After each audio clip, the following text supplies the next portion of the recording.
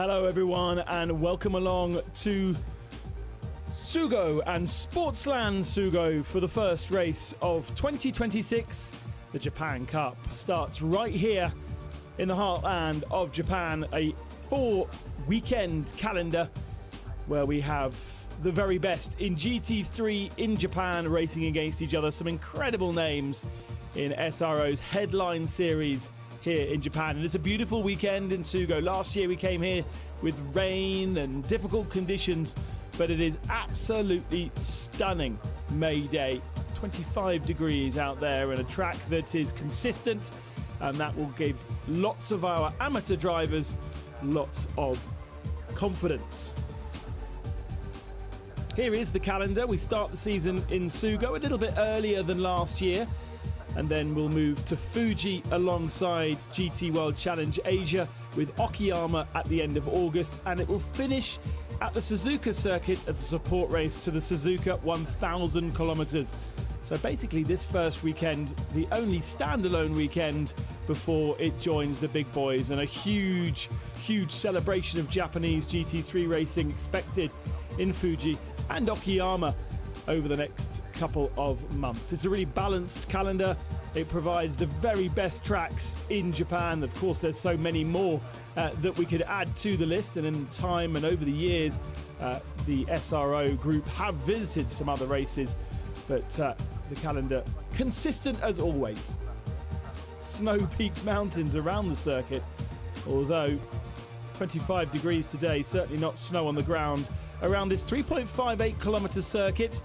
That record set last year with a 19.9, but we did see the cars getting into the 18s in qualifying, and expect that to be bettered again with such perfect conditions on this Sunday. It really is a wonderful place to go racing. Drivers absolutely love it, and it winds around the forests here at Sportsland Sugo.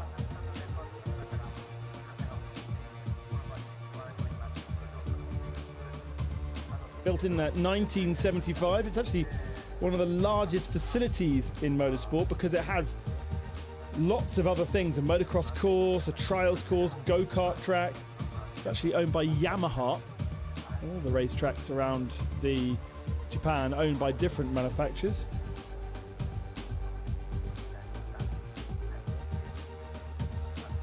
And let's get down to our new presenter on the grid, Hannah. I'm here with the P1 of the AMA class, 大倉選手。昨日の予選、AMA クラストップおめでとうございます。このグリッドではランボルギーニ1台しかないんですけど、この車の強みはどこですか？やっぱり小回りが利くというか、結構自分の思い通りに車が動くので、そこを生かして、どれだけギャップを作れるかっていうのが重要かなと思います。So the car is a very easy car to drive. It goes exactly where you want it to go. So he's hoping to create a gap with the car, and レース頑張ってください。ありがとうございます。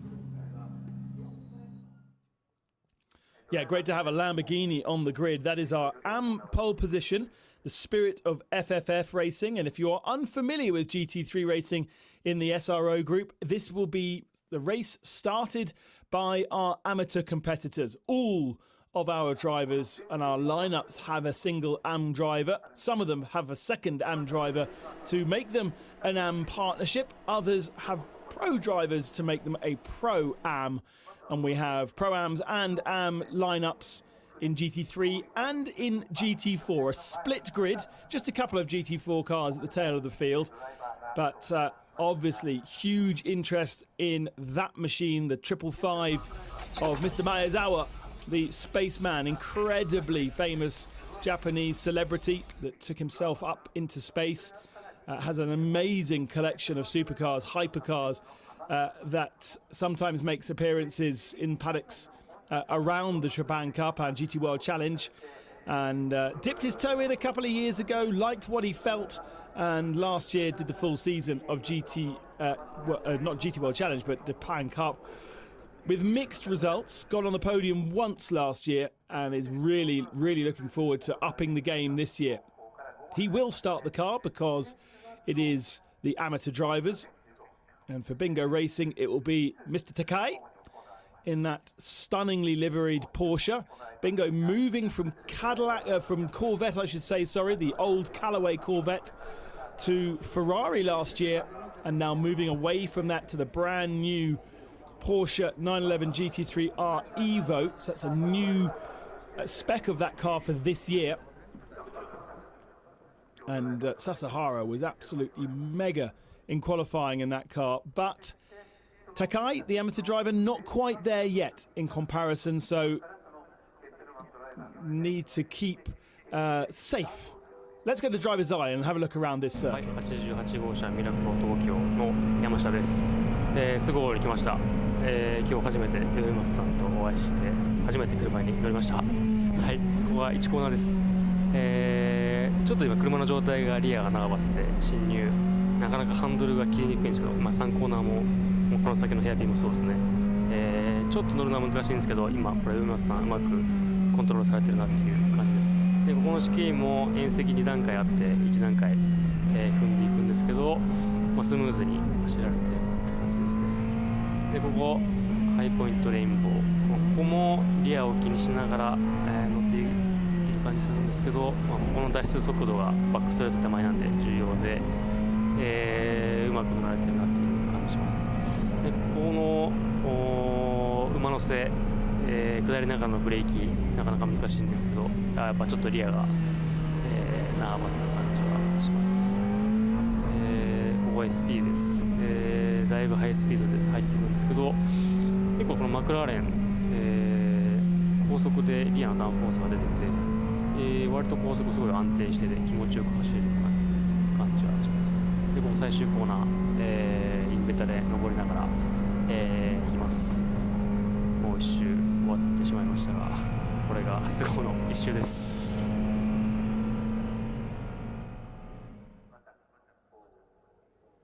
Kenta Yamashita driving alongside Tadao Uematsu in a McLaren this year. Another different mark on that grid of 15 cars. Great to have the two-time Super GT champion, the reigning Super GT champion, with us this weekend. And not quite as starring, to be fair, as we saw from Sasahara in qualifying. Uematsu is the reigning AM champion from the last 2 years. Did it on his own 2 years ago. Did it with a teammate last year, but he's moved up into the Pro-Am category with Yamashita for this year. Betty Chen makes a move up from GT4 to GT3 in the 97 K-Tunes Racing Ferrari, a championship winning car 2 years ago, alongside their pro driver Takagi, who, to be fair, really starred in the first couple of years of Japan Cup. The first 2 years were run as a class within GT World Challenge, and then they moved it over to be a standalone racing series. It's the third season of the standalone racing series. They won the first season, but last year the level just moved up so much, and you can see the level is so high. Every single one of our pro drivers in Super GT or Super Formula, some of them, and certainly have done Super Taku. Let's go back down to Hannah on the grid. She is with the McLaren team. Great to have that car. Hello, I am here with P6 Uematsu 選手。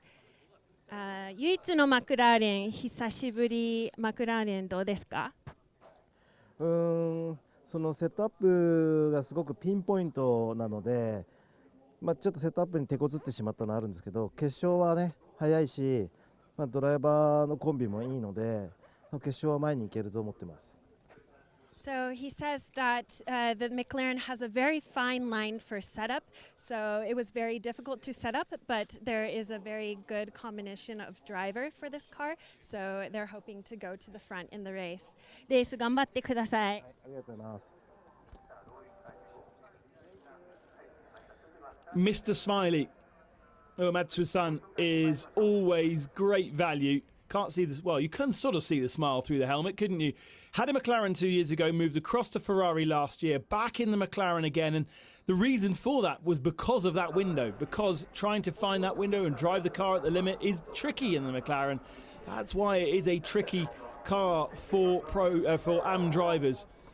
And then, of course, the pro driver has to adjust to how the AM driver would like it. But Uematsu-san has been a champion before. There's Betty Chen, as I mentioned, in GT4 last year. Had a big shunt in Fuji. And then we didn't see any more of her. She's been racing in China alongside Ollie Milroy of what fame? Of just being a pro racing driver fame. And Milroy, and a very good golfer. Milroy and Betty doing Chinese racing and with us in Japan Cup as well. That's really great. And Betty with Shinichi Chikagi. Let's go down back to Hannah, who has got the pole position in GT4. Hi, I'm here with the P1 of the GT4 class, Makino 選手。Makino 選手、ポールおめでとうございます。今日はどんなレースになりそうですか？ちょっとわからないですけど、暑いんでタイヤが持つのかちょっと心配ですけど、走り切れるように頑張ります。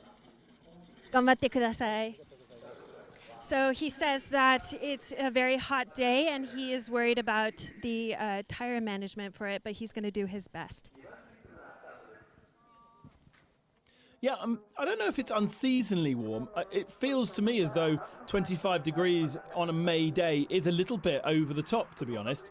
And so tyre management is going to be something that they're concerned with. The Pirelli tyre is what they run in SRO across all the championships. An amazing tyre that can do temperatures of sort of, Spa 24 hours at night, which might get down to 4 or 5 degrees. And then deal with the 50 degrees track temperature of Mandalika or Sepang, where it's 30 degrees air temperature. It's a very versatile tyre, but it does require management. And the GT4 car is also running that as well as the GT3 machines. It's a different tyre to the tyre we started our championship with last year. But that shouldn't change things too much. Norik and Takubamba in this rather garishly liveried Norik Racing Ferrari 296 GT3. That's an Evo spec. We've got both Evos and non-Evos. The Evo spec, if you don't want to get too geeky, but I'm going to be anyway, there is a lot of adjustment in the new Evo, and it is harder to set up than the original 296.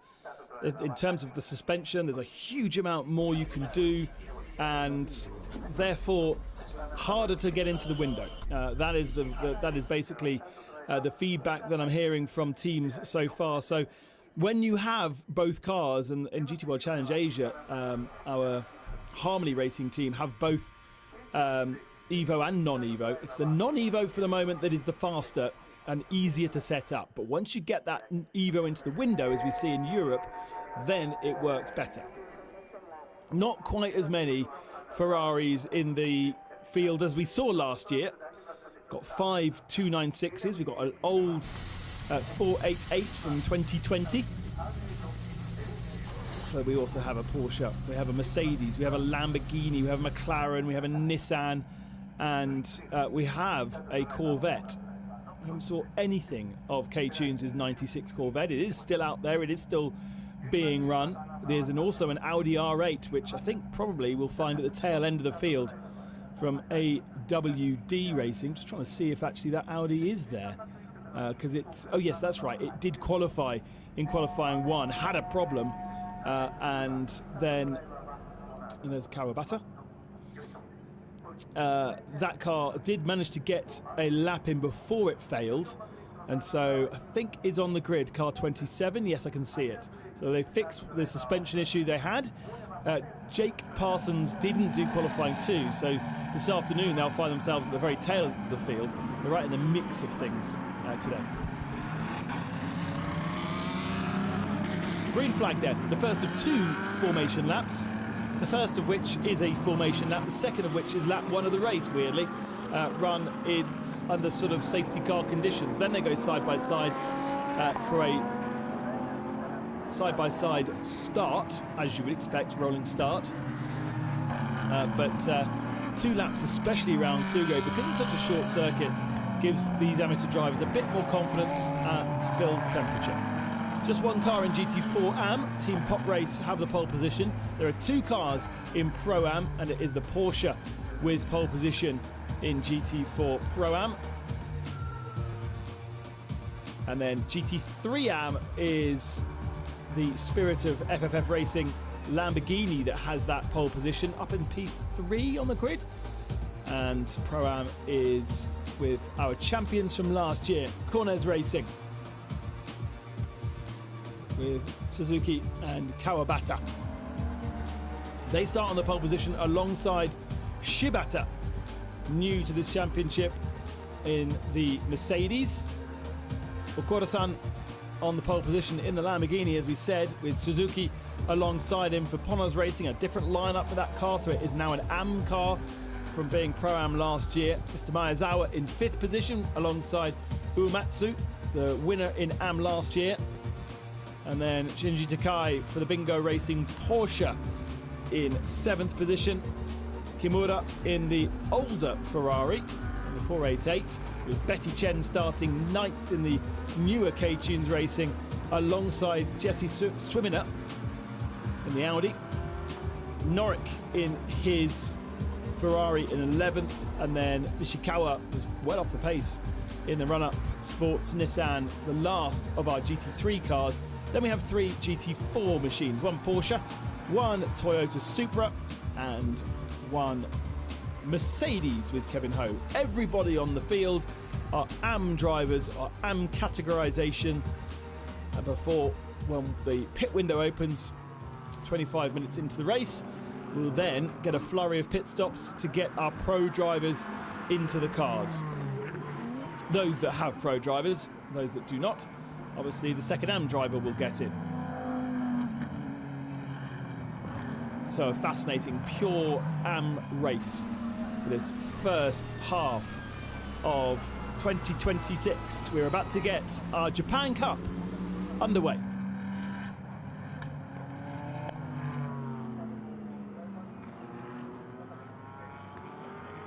Just a few more corners then for these drivers to get temperature into their tyres, into the brakes, particularly brakes important going down into turn number 1. It is a big stop after a pretty decent high-speed final bank turn. Spectacular last 2 turns here in Sugo. A decent crowd around the circuit as well, ready to enjoy the first race of the season for Japan Cup. As I say, earlier in the year than we were last year. It was June that we started our championship, but much better weather. Onboards are plenty around the field to really get a feeling for this race. Up the hill we go. We're about to get Japan Cup started for 2026. With Suzuki and Shibata heading towards turn number 1. The lights go off and we're racing, and it's a great clean start. And look at the McLaren from the second row of the grid going, trying to get down the inside, but Maezawa sticks his nose in the white and red Ferrari down in 5th position, side by side for 3rd spot, although Okura holds on in that Lamborghini for that 3rd position. The Ponos Racing Ferrari therefore runs a little bit wide. Quite close enough though to make a move. Uematsu, that's a good start from Uematsu, up 1 position ahead of Maezawa. Norik has moved up 1 position further back in his Ferrari ahead of Jesse Swimner, but actually that's switched again. So the Audi back ahead of the Ferrari at the tail of the field. A very clean start from our Am drivers, very, very respectful indeed. And they all now need to get their eye in. It's not an easy place to overtake here, Sugo. It's going to be difficult for our drivers.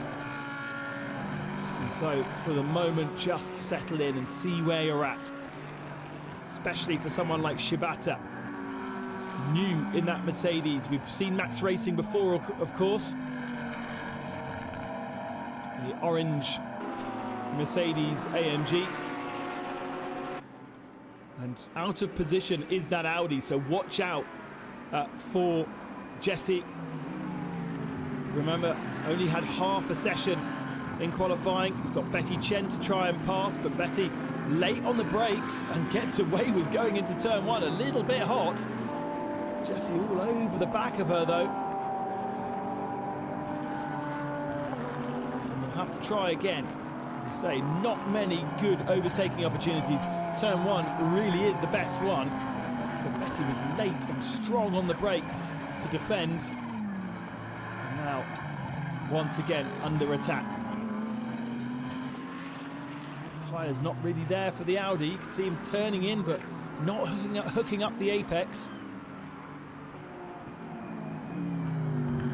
Already starting to settle into a rhythm. These AM drivers with about 20 minutes remaining before they will get their pro drivers into the car. You want to, of course, maximise the amount of time the pro driver has in the car because ultimately your race time will be best. Bit of a half move there from Jessie. Needs to not try and overtake at every single corner here.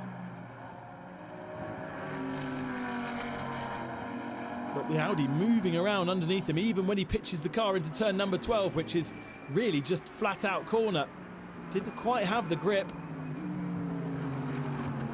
You can hear cold brakes, the brakes squeaking as they go into turn number one, even if we have 24 degrees of air temperature. Let's ride on board with Yorikatsu Chujiku, Honda's Racing. Moving from Pro-Am with Kei Cozzolino into the AM category. Although on the original entry list, Kei was on that original entry list. So whether he is busy this weekend or they've decided to go for the AM Championship this year, it's actually going to look like it's going to be pretty competitive with that Lamborghini leading at the moment. A quarter very, very strong. Shares the car with Hiroshi Hamaguchi for this first weekend, and Hamaguchi also very, very strong AM competitor. And they lie in third and fourth overall right now, just as a reflection on how strong they both are through this final turn. Up and over the hill they go once more. Suzuki with a decent lead at the moment of just around a second over Shibata. It's 7/10 of a second. In fact, it stays exactly the same as it was last lap. Okura then with a second over Shujiku. And then there's a gap to Uematsu, Maezawa. Takai has Kimura for 7th position for company, and Betty Chen still with the Audi of Jessie Swimmer all over the back of her. A little bit closer for the lead though. Whether Suzuki made a little bit of an error there. They were absolutely the same lap time on the last lap, but much, much closer this time as Betty Chen has been passed by Jessie. You can see that confirmation on our timing tower on the left-hand side.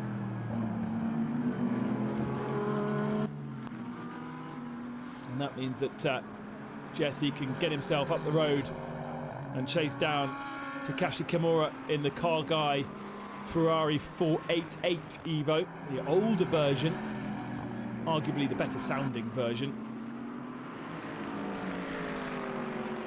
Once again, up and over the hill. What a wonderful final couple of turns it is here in Sugo as it rises up to the top of the start and finish and then plunges back down towards turn number one. So that starring role from Uke Sasahara in the number 9 Bingo Racing Porsche, not reflective necessarily of the comfort that Takai has in the car. Only 7th position right now. Here comes Jessie looking down the inside of Norik, but there's no space there. They've left Betty Chen for dead. Actually, it's Norik who has also got past Betty on that last lap. So that's created a big gap. They were much, much slower than Kimura on the last lap. And so there's now an 8-second deficit between Kimura and Norik in 8th and 9th position. Meanwhile, at the head of the field, looks like Shibata is stronger through the first couple of turns. gap stays at 0.7 of a second. And in fact, on the last lap, again, they lapped bang on the same, but faster than them was Okura in the Lamborghini, just fractionally. But the gap has come down to 2.4 seconds between Suzuki, our leader, and Okura in third position. It does seem as though Suzuki is a little stronger through the final couple of turns, and yet pulls out 0.4 of a second advantage over Shibata. As we have a look quickly at our GT4 Pro-Am leader, Okiyama. And actually, they are not leading. Sorry, the Porsche is in the lead, the Toyota second, and keeping honest, Kelvin Ho. Kelvin, without a driver categorization from the FIA, kind of proves how little experience he has, sharing with Max Orido's daughter, Maya, in this Mercedes that's run by Team Pop Race. And Jesse has got past Norric now, so up to 10th position then for, or sorry, 9th position for the Audi. And I think that's happened once again down at turn number 1. Not really many other overtaking opportunities. That livery, by the way, for Norric, it is a bit chaotic, but I do really like the gold rims particularly. There's Betty Chen behind, so she's not been, she's managed to catch up quite quickly to them. And here is the pass from the Audi into turn number 1. And a very, very clean and very respectful from Norric. Didn't try and defend it.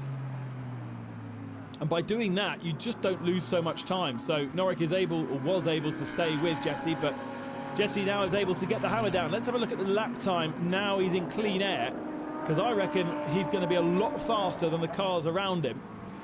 24.3 was the last lap that he did.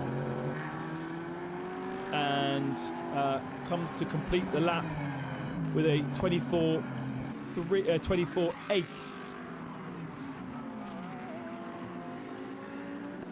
So actually, not as fast as that first lap time. But let's see again, now that he's got no one in front of him, even through the first couple of turns, whether he can close down Kimura ahead. There's an 11-second deficit between Kimura and Sumina. And Kimura was going faster on that last lap. Here is our leader, though, once more, the championship leader or championship winner from last year. Not much difference between Suzuki and Shibata.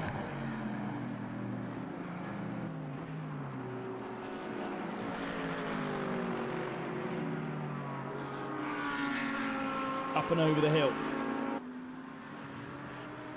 Suzuki will be giving that car over to Kawabata, as he did last year, the successful championship winning duo. They only actually won one race last year, but they were just consistent. There was no retirements. It's only an 8-race championship, so there is not many opportunities to throw away points.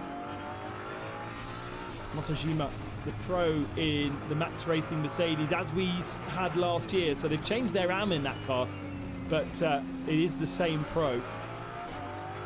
And a same lineup for Maezawa-san in the 555. Maezawa's own racing team in the Ferrari, upgraded for this year. So he has got that Evo pack on this 296. Running in 6th position, so just lost 1 position to Uematsu. But Uematsu able to keep with Sujiku ahead of him in the Ponos Racing Ferrari, but isn't able necessarily to overtake. Everyone looks sort of very comfortable at the moment, don't they? Not a huge amount of moves being done. Shibata just dipping a wheel in the what looks to be very dry grass on the outside of the final turn there. Doesn't want to be doing too much of that.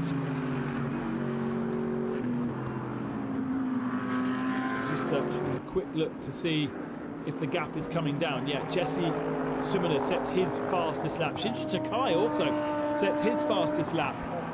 So even though there's a couple of laps on these tyres, they may well have been tyres used already in qualifying. Remember, you only get a certain amount of sets. 6, I think it is, for the first race of the year, then down to 5 after that.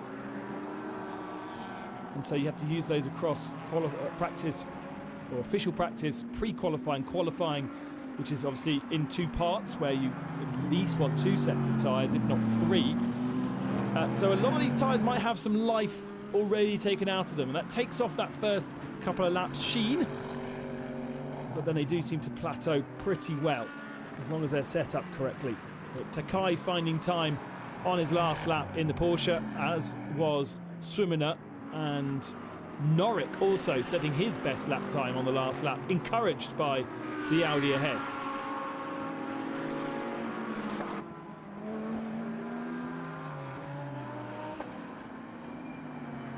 There is Norrick. And actually Betty Chen not that far behind. So Betty doing a really good job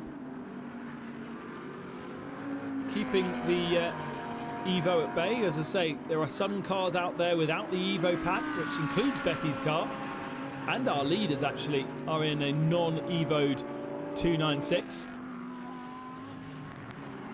And here is Jesse once again over the line. It is a 23.296. But Kimura ahead on his last lap did a 23.9. So another couple of tenths taken out, but not big chunks that Jesse would be hoping for. Meanwhile, Shinji Takai does another fastest lap for himself. So he brings the gap down by a couple of tenths of a second to Mr. Miyazawa ahead. 6.5 is the gap. 5-second penalty added to pit stop for car 27 for the Audi. Why is that? Let's have a quick look. Of course, we've got track limits being monitored, and that is for contact with Betty Chen. So we didn't see the overtake between himself and Betty. We saw the overtake between himself and Norrick, but obviously there was a little bit of contact.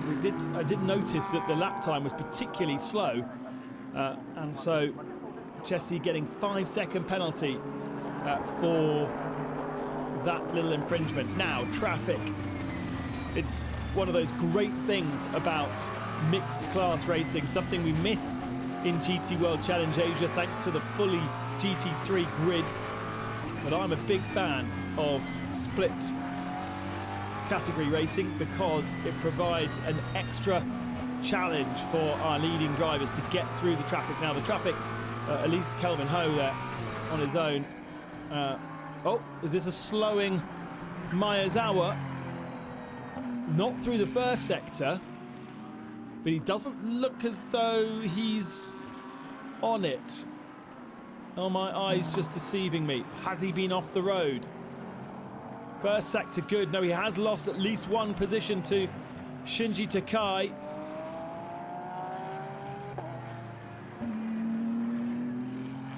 And hearing that he has been off the road, he's got back going again and starting to build confidence once more. But he has lost a position to Shinji Takai. And this is just a lack of experience from Yusaku Miyazawa. It's exactly what we saw last year from him. He gets himself into this lovely rhythm and he's really very good at it. And then all of a sudden, he will make the silliest little error. Usually looks very, very clean. So the Mercedes there of Shibata, having caught traffic at the wrong time, is going to lose a little bit to Suzuki. We are getting ourselves helmeted and ready potentially for driver changes in the next 6 minutes. Suzuki then leads still by that 1.3 second advantage. In fact, lost a big chunk of time in the first sector, so must have caught traffic on that last lap, so it's come down again. 21.9 played a 21.3 from Shibata, but then Shibata lost time in the second sector of the lap, and in fact Okura in the Lamborghini closing on the both of them. But that is exactly what happens when you've got traffic, and it is really pot luck as to where you catch the traffic and whether you can get past. Mr. Yokomizo getting himself ready to jump into the 555. Confidence will have been massively knocked. Maezawa lost 10 seconds on that lap and a position. And so lots of work to do for the 555 pro driver. Naoki Yokomizo, driver coach of course, not just there to go fast but also to guide the pro drivers. There's a lot of that going on in the Japan Cup paddock. On board with Shinji Kai, excited to see this car in the hands of Ukyo Sasahara. It was so muscled yesterday. The way that he drove qualified was just spectacular. And as I said in the commentary yesterday, jumping from a Ferrari 296 into a Porsche, a big change, big step. And some of these drivers not with massive experience. And Maezawa's been round again. Oh no, and this time it may be a little bit more terminal. It's a classic. Oh no, going to get it round. He does get it round on the grass without hitting the barrier. Just about keeps the car facing the wrong direction. And he is going to be kicking himself. 2 spins and another good 10 seconds lost. And this is really classic of a inexperienced AM driver just losing the confidence in the car, and then the mistakes come multiply. He's lost another 2 positions. That's, I think, Norrick behind him. So he's down to 9th spot now.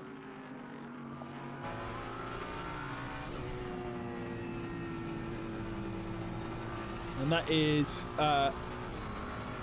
22 seconds lost. So in total, half a minute lost. He'd be desperately wanting to bring that car into the pits, but he's got another couple of laps to go before he can give the car over to Yokomizo, and Yokomizo then seeing an even larger job to do for the team. No interventions, no real drama from our AM drivers in this first stint. And so the spacing between the cars is pretty clean, to be honest. Only Mr. Maezawa with the issues, and that's put Sumina up to 8th position in his Audi, taking chunks of time out of Kimura. 2.4 seconds now, the gap between himself and the car guy Ferrari. And the run-up Nissan being lapped by our leader. Meanwhile, GT4 Pro-Am still being led by Makino-san. They took one victory in GT4 last year, but their main championship rival, the one they've lost out to over the last couple of years, Toyota Gazoo Racing Indonesia, not racing in this first weekend, and a good opportunity therefore to get some points on the board. GT4 will have different entries across the season. It's open to race by race, so we'll see more cars, I imagine, in Fuji. A popular place to go racing, location-wise as well. And such a busy calendar of events. We've got quite a few Japanese drivers racing at the Nürburgring 24 Hours, including, of course, the boss of Nissan, boss of Toyota himself, with his son. They're racing in their own modified Yaris, but plenty other experienced racers out there. And then you need to make sure you're not clashing with Super Taiku, with Super GT. We clash with Super GT, then we lose a lot of our pro drivers to that. And so it does mean that some race weekends have different entries to others. Okura leading Shijiku by just 0.6 of a second in GT3, and really close throughout the whole of this first stint between the two of them. And they have nearly half a minute over the car guy Ferrari of Kimura. So while it's tight at the front, it'll be interesting to see how the second half of the race develops, with Hamaguchi taking over the 19, and in the 45 it will be Yamasaki. Now we have seen Suke Yamasaki before. But I would say between the two of those, Yamaguchi probably the slightly stronger of the AMs. No success penalty, of course, for the first race of the year, so everybody should be doing a 90-second pit stop. Any time over that is time given away. When we come to the second race of the weekend, then the top 3 from this race will have success penalties to be applied to their pit stops, so they will be required to spend more time stationary in the pit lane. And that then rolls through all the way through to the end of the season, so you do play a game with that. And I imagine that most teams will have used new sets of tyres to try and maximise performance on this first race. Here's a battle then for 7th position. Schwimmer in the Audi. Disappointing qualifying, but it's good to see that he's got the pace when it comes to racing conditions. He's closed down that Ferrari 488. Oh, and the 45 Podium Racing Ferrari is off, and I think it's hit the barrier on the right-hand side there. The window opens for drivers to get in, and they need to get in as quickly as possible here, because we may well get a pit stop. We may well get a safety car. I don't think that 45 is going anywhere if it's hit the wall. Maezawa straight in, Norik taking advantage. Everybody close to the end of the lap coming into pit lane. Maezawa will hand over to Yokomizu. Norik will hand over to Takubamba, and Betty Chen to Shinichi Takagi. Our leader also is in the pits, but Shiobata staying out in the Mercedes. That's an interesting choice, and I did think that I saw Suzuki moving. He's given away 20 seconds, but maybe there wasn't contact with the barrier. Tyres being changed, not the shine on those tyres that would suggest they are new. So used sets for the second set of tyres for some of our drivers. Machina McLaren also looks to me as though it's getting a used set for Kenta Yamashita. Now, don't give away too much time in the pits. Race stayed green, by the way, interestingly, Suzuki has carried on. Of course, he's an AM competitor, so he has flexibility. But this Max Racing Mercedes, you would really have expected them to come straight in and hand over to Motojima. They are now... no, they're not heading to pit lane? Or are they heading to pit lane? Yes, they are now heading to pit lane, but one lap later could mean a big difference in lap time. Because a pro driver is going to be able to lap 1.5 seconds faster than an AM driver. And so that's one less lap of pro driver influence for Max Racing. As I say, Yuya Motojima gets into the car. Used to this Mercedes, raced with these guys last year. And taking over the lead then once again, the number 1 of Kawabata, although, yes, he will be in the lead. Or will he be in the lead? No, he won't be, because Suzuki will still be in first position. I think the only car not to have pitted now. I'm curious to know whether the 45 has got any damage. For me, the barrier looked as though it had been touched. Although it's the barrier quite a lot higher than the racetrack, and therefore the car may have not reached the barrier. Here's the Audi. Great stint from Jesse. Hands over to his pro driver, Jake Parsons, who's an Australian living in Japan and with a Japanese race license. And because they didn't do qualifying, of course, they've got extra sets of tyres to play with. So that Audi should be fast. Kelvin Ho handing over to Mayo Rido in the 44. And other than Shizuku, everybody now will have pitted. There's the leader going through. Into second position, Motojima. As expected, it is as you were at the head of the field. Kawabata with a purple first sector. He's got that car up to speed, whereas the 24 won't quite be there yet. So the gap is going to grow on this first lap out the pits for the Mercedes.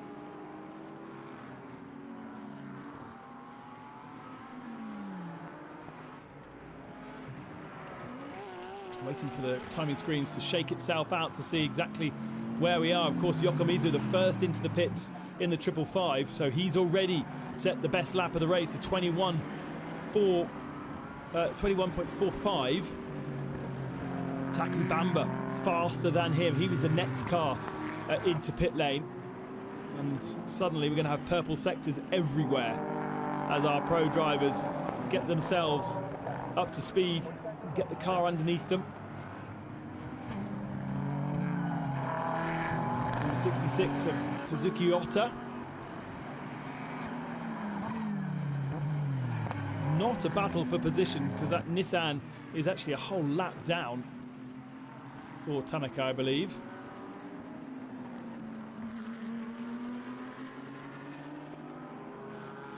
I'm just waiting for everything to shake out. Remember that the 27 had a 5-second penalty, so that car would have spent 5 extra seconds in pit lane. And so Jake Parsons, by the looks of the timing screen on the left-hand side, has dropped down to 11th spot. We'll wait for my timing screen to shake out, because that would be a surprise if he's all the way down back behind Bamba and Takagi.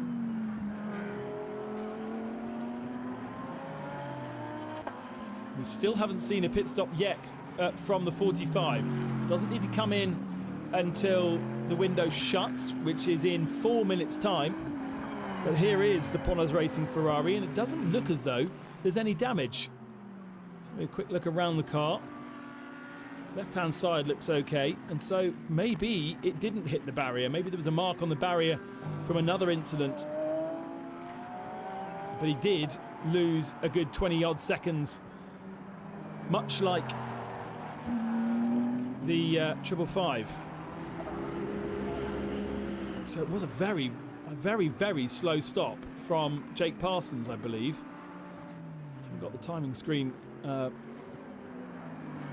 to tell me the pit stop times.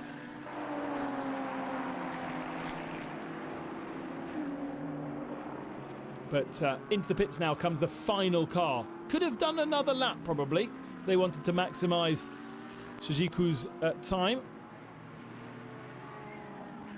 And that will give the lead to Kawabata. The number one has a 4.8 second advantage over Motojima. And another 4.8 seconds then to Hamaguchi in the Lamborghini. And then Yamashita already up to 5th position. Sasahara in 6th spot. Yokomizu in 7th. Takubamba in 8th position. All incredibly well-known names in Japanese motorsport. Can't see Hamaguchi holding on for much longer. He is, of course, an AM in that Lamborghini versus pros all around him. And Suzuki going into the pits, handing over to Yamasaki. Where will they come out after that spin? Right, just a reminder of the lap record, a 19.9 set by Sasahara last year in a Ferrari 296. Sasahara is not quite there yet, but he'll get there, I reckon, in his Porsche. Waiting for that time to elapse, and all very calm down at Ponos Racing. Back out onto circuit. Where's this going to put that 45 Ferrari? Yokomizu comes over the line, so it could well be in 8th position. There's Yokomizu ahead. No, he's behind actually, sorry, different white car ahead. Now he's ahead. And so 45 slots in to 8th position, still 2nd position in GT3 AM. Sorry, it's 7th position, ahead of Takubamba. So now, Jake Parsons with work to do. I'm not quite sure how he's ended up quite so far back in that Audi, because the first stint, Jesse done a really good job. Sasahara whining his way up the hill in that stunningly liveried Bingo Racing with LM Corsa, and a fastest lap once again, a 1:20.007. It just looks so good in Sasahara's hands. He is, of course, Porsche Carrera Cup Japan champion back in 2019, so is not unfamiliar with the feelings of a Porsche. And it just monsters those curves. Really driving this car like a cup car. Love the livery, love the thought process with the wheels as well. Blue at the back, white at the front. Just absolutely one of the best looking cars I think I've seen in GT3 racing for a long time. Meanwhile, that is your leader. It's now Kawabata aboard that car. He's extending his lead over Motojima in 2nd position. Hamaguchi has done the best lap of the Lamborghini's race in 3rd position, but is being chased down by Yamashita and Sasahara. Let's go down to Hannah, who's got an interview in the pits.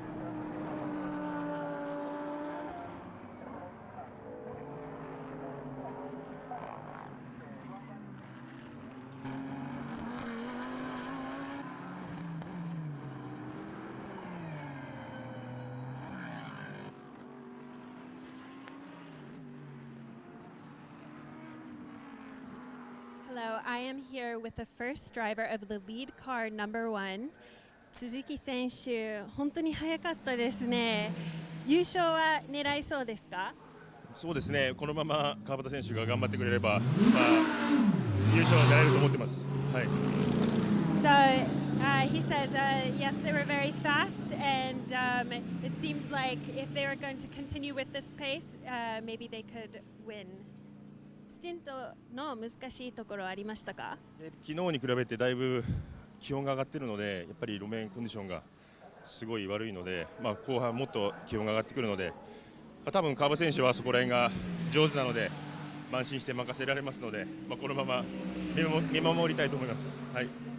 So he says that more than yesterday, today the track temperatures are very difficult because it's gone a lot hotter, but Kawabata Senshu is very, very good at driving in those conditions, so he's going to do a great job. ありがとうございました。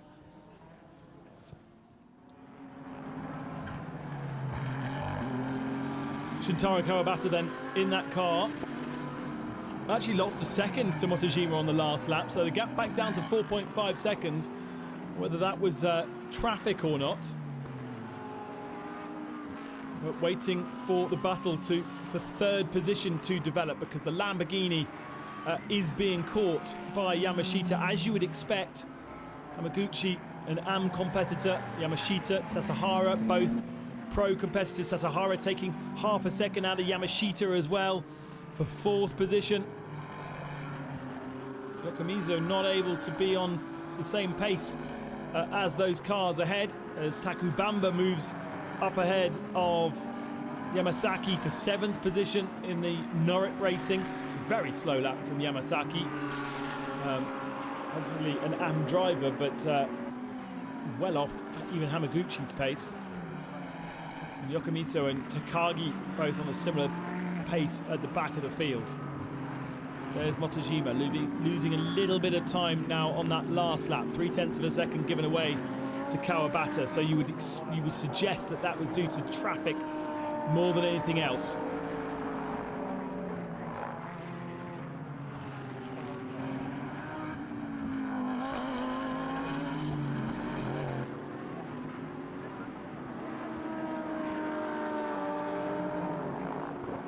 Here's the Lamborghini then, and the McLaren right on its tail.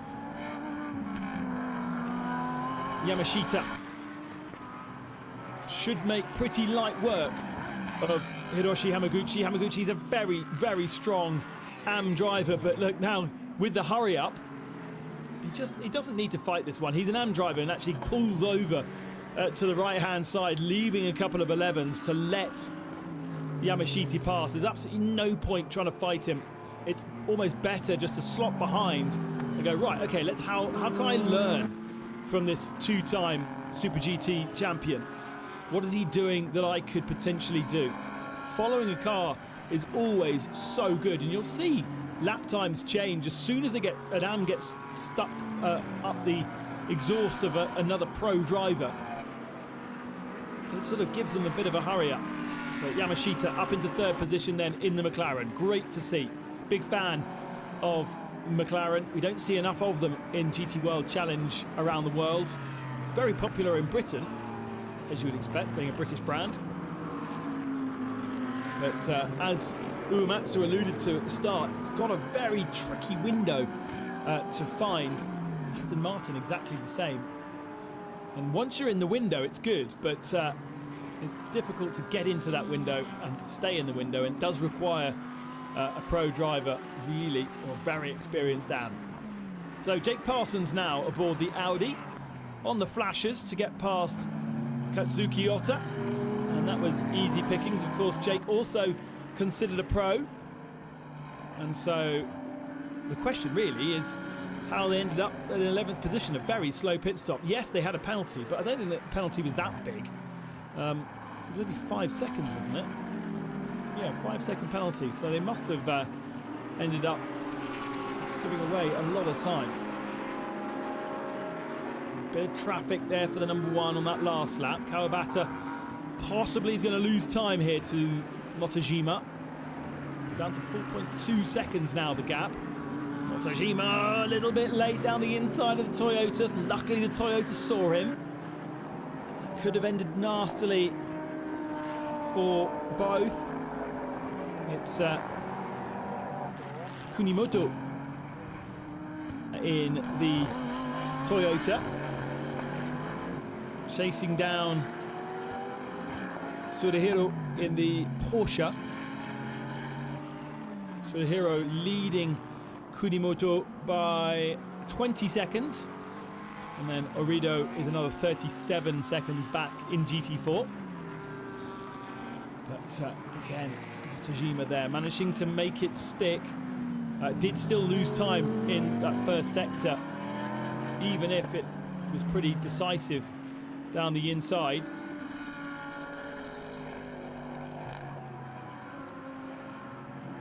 Just waiting for those sector twos to come up, and yeah, Motojima able to take a little bit of time back from Kawabata. Sasahara has now got past Hamaguchi as well, by the way, in P4, so Sasahara up to 4th position, and Sasahara is consistently faster than Yamashita as well, so I wonder whether Bingo Racing can get themselves onto the podium with 17 minutes still remaining. Very, very possible.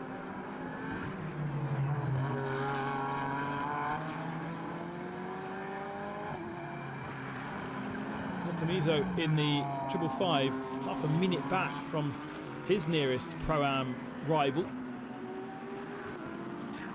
and being able to stretch an advantage over Takubamba though, with Shinji Takai in 8th position, and then Jake Parsons, the last of the Pro-Am competitors, in 10th spot.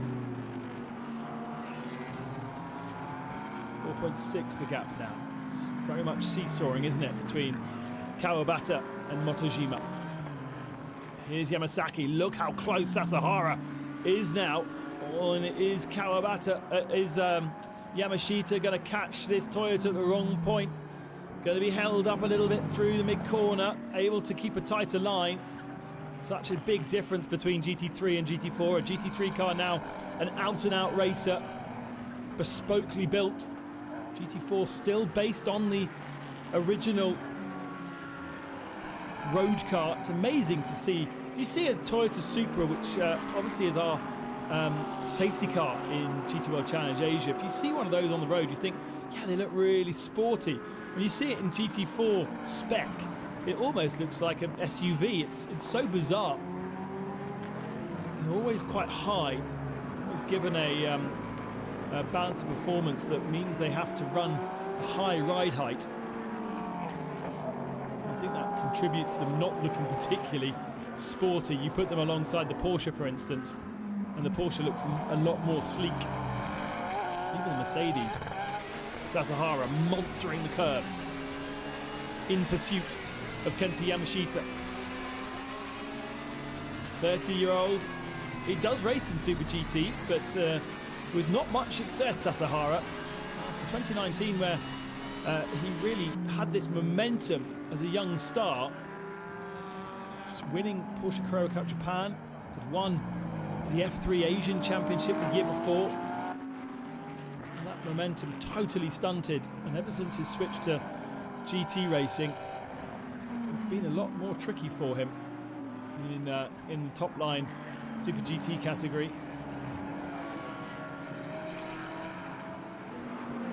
He's chasing down a two-time Super GT champion. Great to have Kenta Yamashita with us. Great to have a McLaren with us. And Sasahara takes another 2.5 tenths of a second out of him. But there's one thing catching, there's another thing passing. 15 minutes remaining. Let's just watch on board.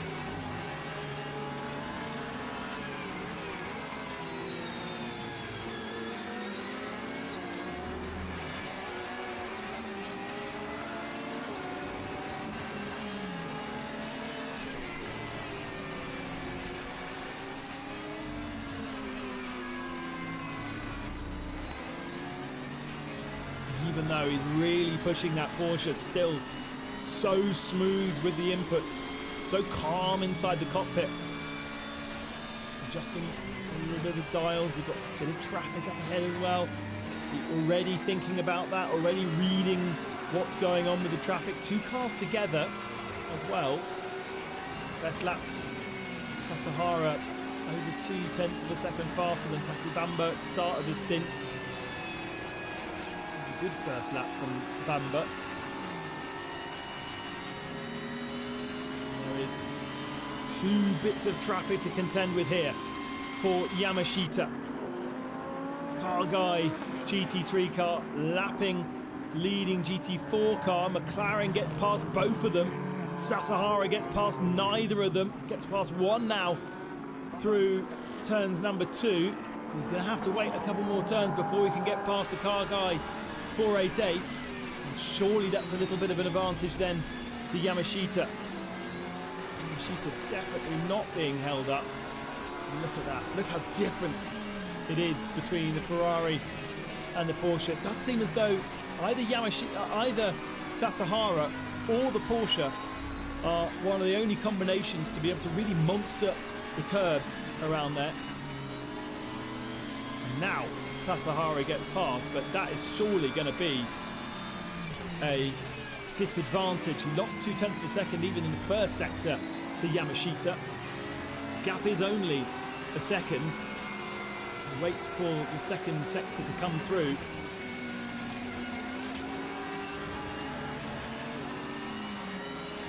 It looks smooth, but so aggressive from Sasahara. Love watching him. Yeah, another couple of tenths lost through sector 2, which is about 45 seconds. The last sector of the lap, very short, just 18 seconds. So the gap goes out to 1.4 seconds between the two of them. Oh, big oversteer moment from Sasahara there. Just a little bit hot into the first turn. Rear end stepping out.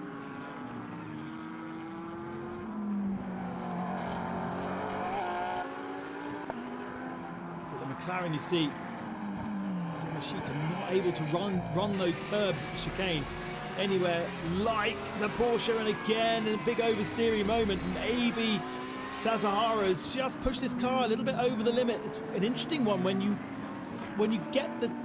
start to get a little bit of oversteer.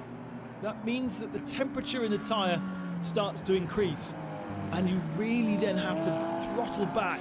You have to give it a good lap or so to calm that tyre down, to cool it off, and then it'll start working for you again. But as soon as you overheat it, it's really hard to bring it back into the window.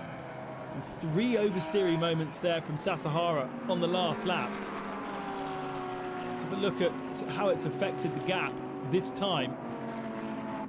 Motojima taking a bit of time out of Kawabata for the lead. Still 4.2 the gap.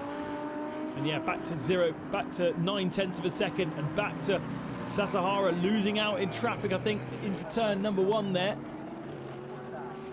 Would have had to be very strong down the inside to get that move done.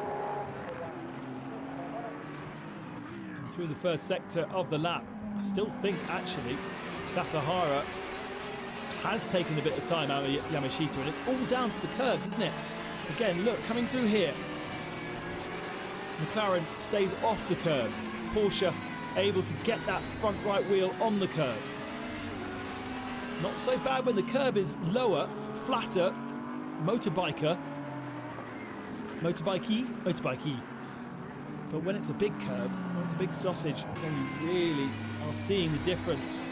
Again, just a fraction wide for Yamashita, who's got little experience in this McLaren, as he said on the driver's eye. Only got into the car on Thursday, but missing apexes in comparison to the Porsche, left, right and centre. Pushes out a bit wide mid-corner. The Porsche are able to hold a tighter line, able to pick up better velocity. And over the line we go. 9 minutes remaining now. This is the best battle on circuit by far. Again, big swapper as Sasahara sends it into turn number 1. Sorts it all out though mid-corner. But again, that sliding makes life difficult for the rest of the lap. This is where Sasahara particularly is strong. Bang, over one curve. Can get his car right over the sausage, whereas the McLaren has to stay away from the higher part. Again, here, look, boom, over the curb. Means that that corner is straighter. Means that he is not taking as much ground, driving as much ground as the McLaren, shortening the lap. But where is he able to pass? Yes, he's definitely faster, but he's going to have to hassle Yamashita off the circuit if he wants to make this work. Definitely no opportunity really to progress further. 12 seconds the gap between Yamashita and Motojima.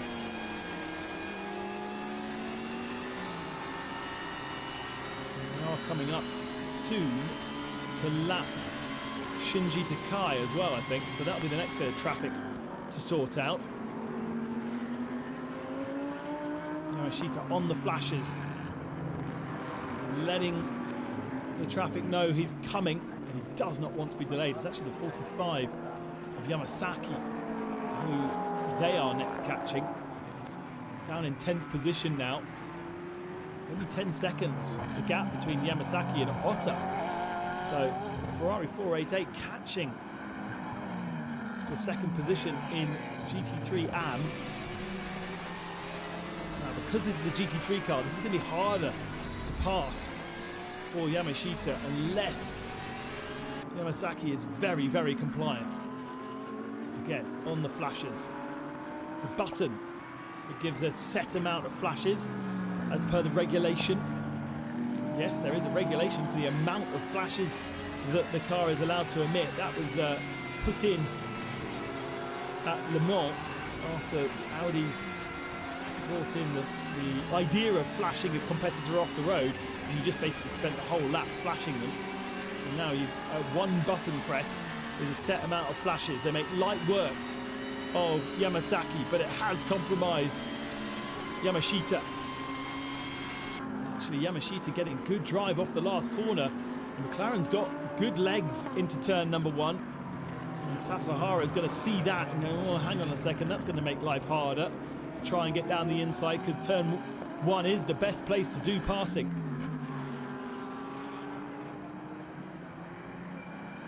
3.6 seconds now the gap between Kawabata and Motojima for the lead, slightly decreasing. Oh, and Sasahara all over the curves again, which means all over the rear wing.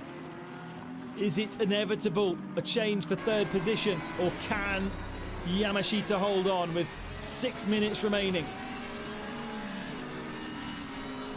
Definitely better off the corner there. A little bit of an adjustment from Sasahara, because now Sasahara can't drive the line that he wants to drive. He can't do the same as what he's been doing the last couple of laps, and of course he'll also feel, even in these GT3 cars, a little bit of aero wash from that McLaren. The dirty air, disturbed air on the front end of the Porsche will mean he'll start to lose front end grip. It's not as dramatic as a mid-2000s Formula 1 car, but it does still have a bit of an effect, and if your tyres are starting to scream no more, then it will have a compound effect. And you can see Sasahara all of a sudden, almost like a magnet, loses half a second by sitting behind the McLaren on that last lap. I'll have to try again, but it's easy to do so for Sasahara because we know through the chicane he's much, much stronger. There's the lead gap down to 3.1 seconds now. Kawabata versus Motojima. Once again, Motojima taking 0.4 of a second out. I wonder if those tyres are also screaming no more. Jake Parsons, the next car to be lapped. It's unusual, actually, to see GT3 cars lapping their class counterparts, but of course this lap is so short here in Sugo. A reminder, we've got race 2 coming up today, a bit later on, a couple of hours from now, where the pro drivers start the race and the AM drivers take over in a reverse format from what we've just seen. Sasahara surely taking some time out of Yamashita on this last lap, but not going to be close enough. Gap back down to 0.6 of a second, 0.7 of a second.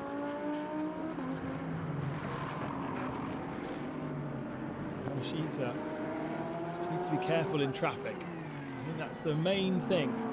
If it's clear racing combat between these two and no other influences, then I think Yamashita is going to be safe. So hard around this circuit, and of course that McLaren does look like it's got really good straight line speed.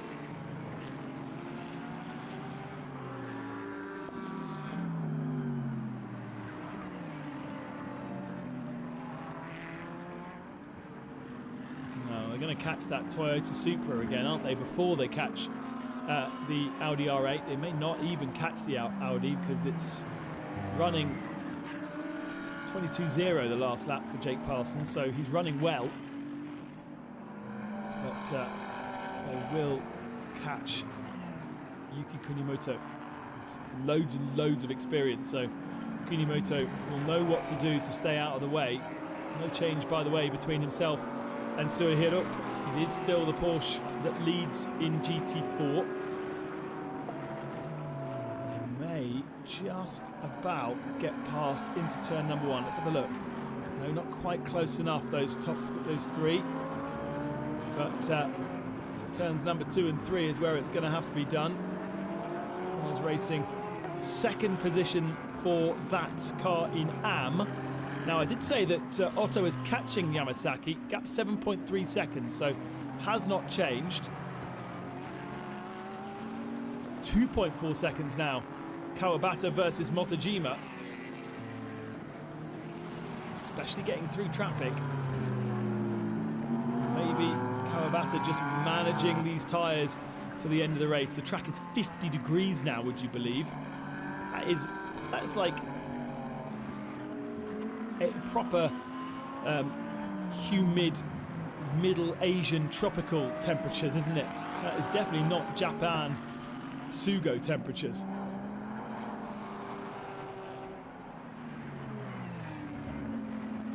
Yuki Kunimoto has now been passed by Yamashita and Sasahara. 2 more laps remaining, I reckon, as Kawabata breaks the beam once more. There's our AM leader, Hiroshi Hamaguchi. Great to have a Lamborghini in the field. Great to have Hamaguchi who's got plenty of experience in Lamborghinis as a sometimes Super Trofeo driver.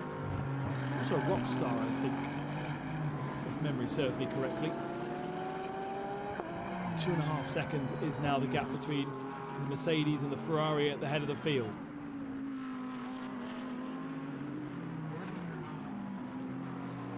Tajima is able to be more consistent here. Lost a little bit of time in traffic at the start of this lap. Sasahara is able to get back onto the tail of Yamashita, third position. There they are coming out of turn number 8 and still catching the traffic ahead, but I don't know if it's going to be caught in time to present an opportunity for Yamashita. Sasahara definitely the faster. He'll start on pole position in this afternoon's race. There is Takai, his teammate, keeping fingers crossed. Thumbs up from Shinji-san. But look, even with a better exit from the final turn, the McLaren has better straight line speed. I don't know, is that a bye-bye? Is that Sasahara saying goodbye? That's definitely a couple of car lengths lost, but oh, McLaren's going to catch this Toyota in the wrong position, and that's difficult to get past. It's the Porsche, actually, that he catches. Doesn't present an opportunity for Sasahara. Thought it would do.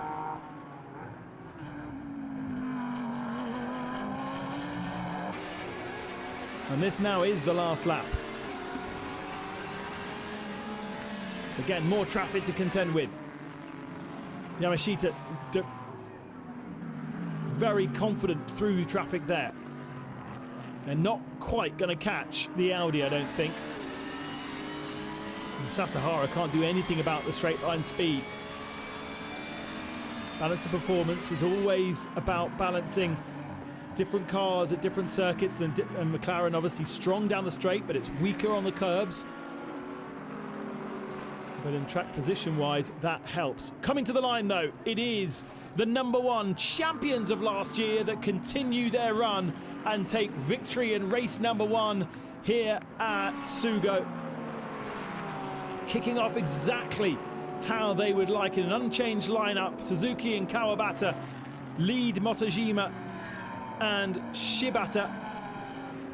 And a great entertaining fight in third position. Uematsu and Yamashita in third position, holding off the Bingo Racing Porsche of Sasahara and Takai. In AM, it's going to be Okura and Hamaguchi that take the victory in their Lamborghini, coming over the line now. And after Ponos Racing having a spin in the middle of the race, there was really no one else to rival that Lamborghini. Maezawa finishing in 6th position overall. No other big battles going on further back. Yamasaki holding on to 2nd position in AM over Katsuki Ota by just 5.6 seconds in the end. And on the last lap, the Nissan Nismo GTR setting its fastest lap of the race. Tanaka finding a bit more, throwing caution to the wind, perhaps. And there is the winner in GT4 Pro Am. 17 seconds to the advantage over the Toyota. And Maya Orido in 3rd position in GT4 overall in their Am category car. As you would expect, not as fast as the Pro-Ams. Black and gold livery looks great. Very Lotus Formula 1 car of 2010s. So it's a Ferrari from a Mercedes and then a McLaren on the podium. And that's a good start for Uematsu as well. Remember, winning AM category the last 2 years, moving up to Pro-Am to try and take overall honours. 3rd position in race 1. You barely get more than 2 or 3 wins in a year, certainly in an 8-race calendar. And so consistency is key. Yokomizo, the 555 having a spin, the 45 having a spin. Otherwise, a nice clean run of things, and Kawabata gets congratulated by his teammate Suzuki. Thumbs up. In the end, probably managed the pace. Hannah can ask him. He was being caught by Motojima just at the end, just 1.8 seconds the gap. So I wonder whether he was feeling the pressure, whether the tyres were dying.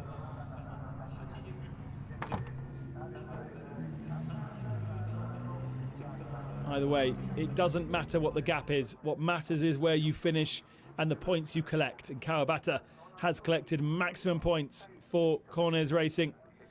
Our champions from last year once again on the top step. As I said, I think earlier on, they only won one race last year. So getting that victory straight off the bat here with such good competition around them.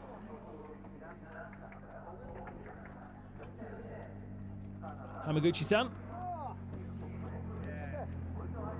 getting himself extracted from the Huracan.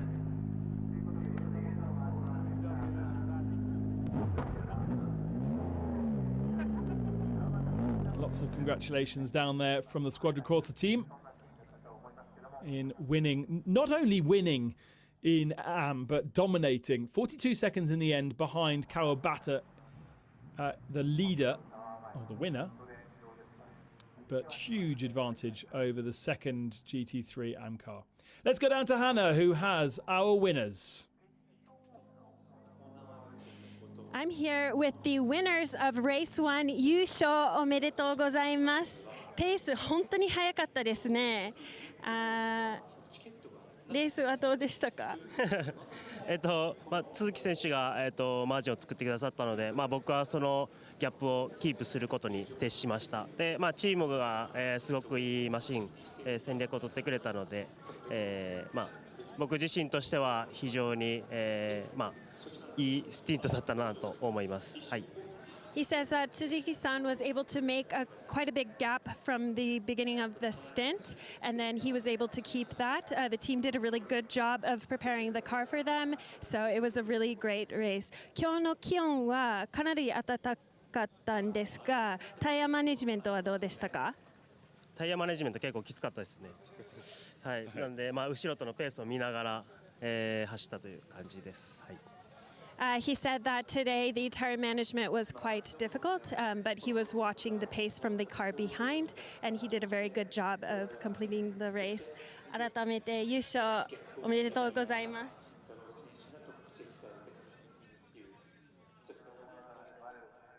Yeah, you see, tyre management, but gap management as well from Kawabata, as I expected. Don't need to push too hard. It doesn't matter what the gap is. It just matters that you're ahead of your rival and not risk too much, but take the victory. So that's what Kawabata did. There's a McLaren of Kenta Yamashita. Uematsu Motorcycles branded on the front bonnet. Team Machina also is. I imagine it is the same 720S that he raced 2 years ago. I don't know exactly what happened to it last year whilst Uematsu used a Ferrari. But let's go back to Hannah, who has our GT3 winners, GT3 AM winners, including Hiroshi Hamaguchi. I'm now here with the AM class winners of Race 1 in the Lamborghini. 優勝おめでとうございます。車のフィーリングはどうでしたか？僕はもう再スタートだったんですごくフィーリング良くて気持ちよく走らせていただきました。He says that he was the start driver, so the car feeling was really, really great. タイヤのマネジメントはどうでしたか？僕らタイヤ交換しないで行ったので、最後すごい怖かったです。So he says that they went without changing the tires for his stint. That was their strategy, so it was quite difficult today. 優勝おめでとうございます。ありがとうございます。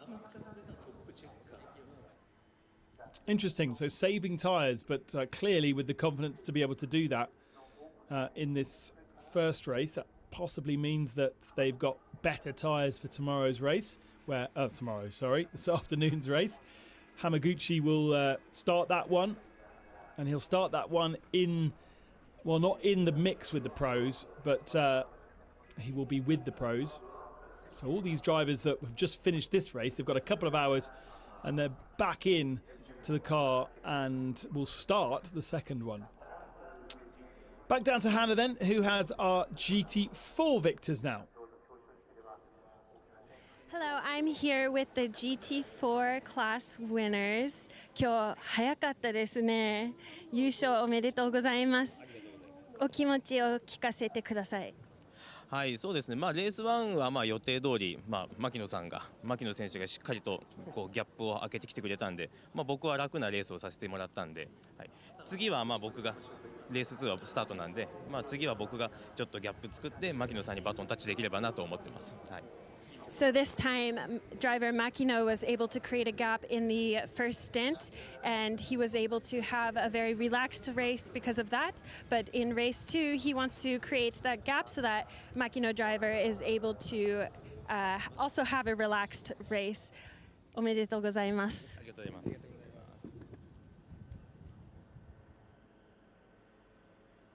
Well done to our GT4 competitors. 17 seconds, the victory over the Toyota of Kunimoto. And obviously, if you are watching and fancy getting involved, there are a few spots available on the grid for our next race weekend in Fuji. But before that, of course, we've got next race here in Sugo. There are our class victors then. We've heard from them. The GT4 AM class is just a single car. GT4 Pro-Am victors, and here are the gaps. Just 1.8 seconds the difference between Cornez and Max Racing in the end. Only half a second between Yamashita and Sasahara for third position. And Yokomizu nearly got himself ahead of Hamaguchi for fifth position as well after a spin from Mr. Maezawa. There was also a spin from the Ponos Racing of Chiziku. Ended up down in 10th position, but stayed in second in AM, ahead of the Car Guy Racing 488, and then the Nissan, and the Porsche GT4 was the victor ahead of the Toyota in the GT4 category. 15 cars, all 15 ended up finishing. And now we can enjoy the celebrations at the podium ceremonies for race number 1. They will be stunted, I imagine, and this wonderful podium that we had last year. If you didn't watch last year, watch right now. This is so cool.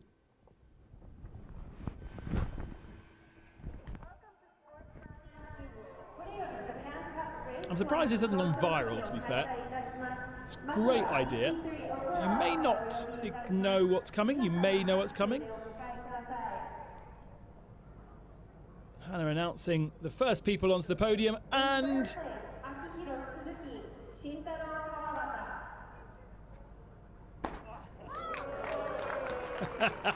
I love it. Oh, it's so good. I don't think I know. I never have seen a podium entry like it. It's brilliant. Unfortunately, it only happens once. But make it viral, social media team. It's so cool. Such a good idea.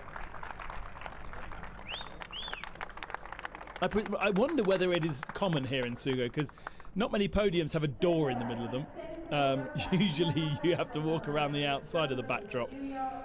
So slightly awkward photo, of course, with a ripped door. But I don't know. It wins for me.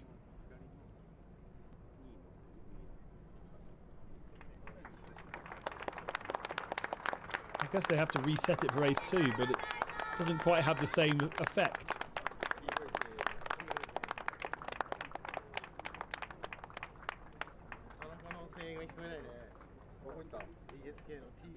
Our race queens up there as well from Dixel, one of our championship sponsors. As our top 3 in Pro-Am get their trophies. Suzuki and Kawabata, Shibata and Motojima, and Uematsu and Yamashita. A first SRO trophy for Yamashita. And the GT World Challenge Asia theme tune rings out over Sugo as the champagne sprays. They don't want those race suits to get too dirty, so everybody else gets covered in the fizz. Not very much time to launder before race 2. One thing that you see, oh dear, the car's got it. That's a shame. That's going to be a right challenge to polish that one off. You don't want the car sticky, it'll slow it down. The air won't pass over it as fast. One thing you will see, particularly here in Sugo with 25 degrees, all these race suits and all of the underwear, the fireproof underwear, they'll all be hanging outside the garages now for the next couple of hours. The paddock will turn into, well, dare I say it, a Chinese laundry. It literally will be, everything will be hanging outside to dry off before the drivers put them back on. Mine used to have a mint spray that you sprayed onto it, so when you sweated, it would cool you down. Championship standings after the first race, obviously exactly as the race finished. So 25 points for the win, 18 for second, 15 for third, all the way down to the 90. Why has the 96 not got points? Oh, I know why the 96 has not got points, because the 96 didn't start the weekend. It was obviously on our entry list as the 16th car, but the Corvette, there's a story that I need to get my head around. Had not noticed that. Sorry about that, folks. K-Tunes Racing Corvette should have started the weekend, but did not. And that's why 0 points are being awarded to Sumigawa.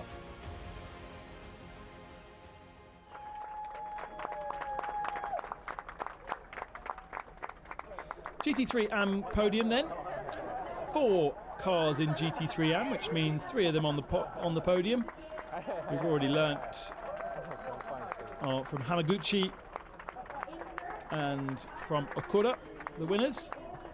A long way ahead of Yamasaki and Sujiku, who are our Ponos Racing pairing, moving from Pro-Am to Am. And then the 488. Oh dear. Oh dearie me. A failure on the podium. That's how hot it is today.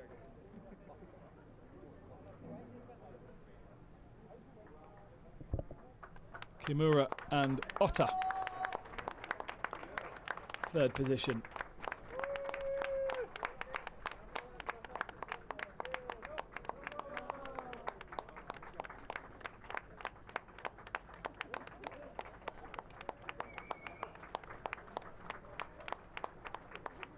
Congratulations to our AM category drivers then. Particularly impressed with Hamaguchi. Very, very strong race number 1 from him. And remember that Okura was up in 3rd position in the AMs in qualifying 1. Interesting, there's a bit more combative champagne spraying going on with the AM category.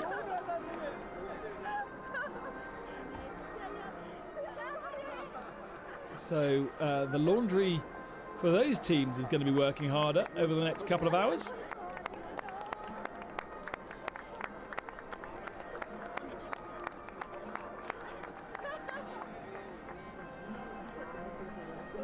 Well, I suppose it gives them something to do between races.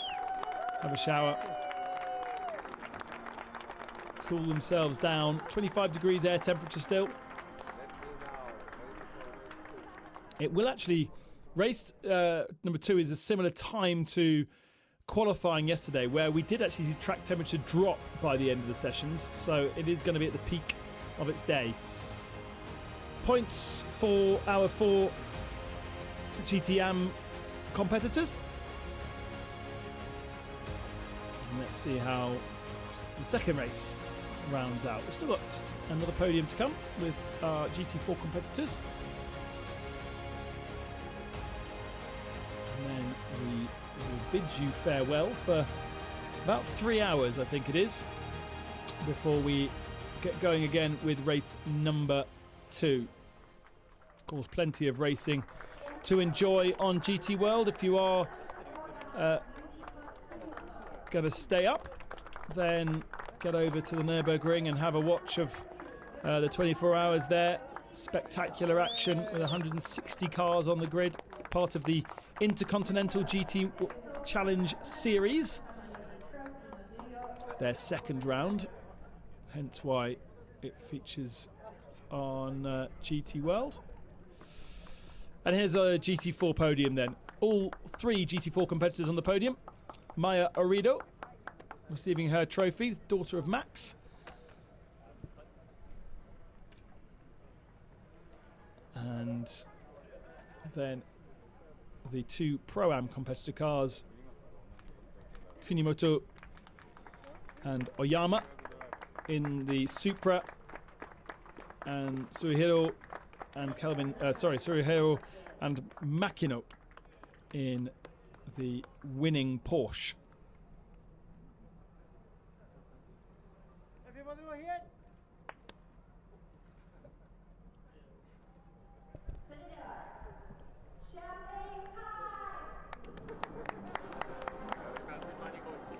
Once again, the champagne sprays on the podium for our GT4 competitors. A little bit of cork fumbling to do.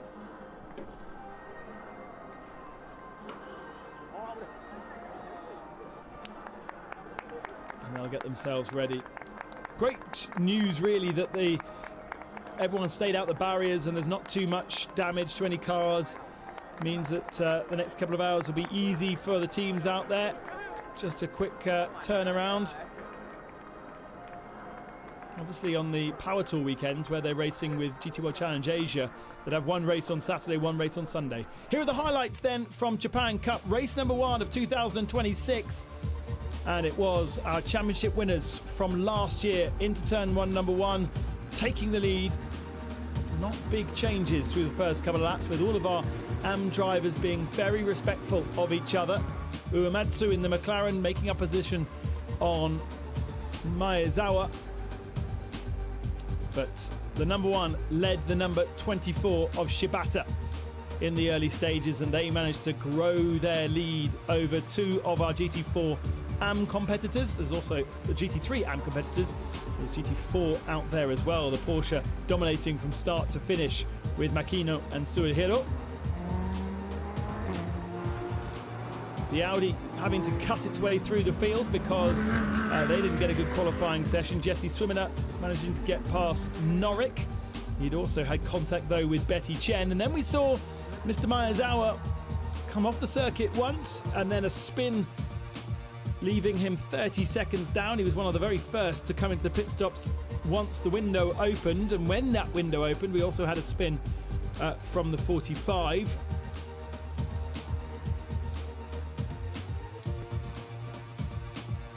And then the pit stops shaking out with the pro drivers getting back into the cars.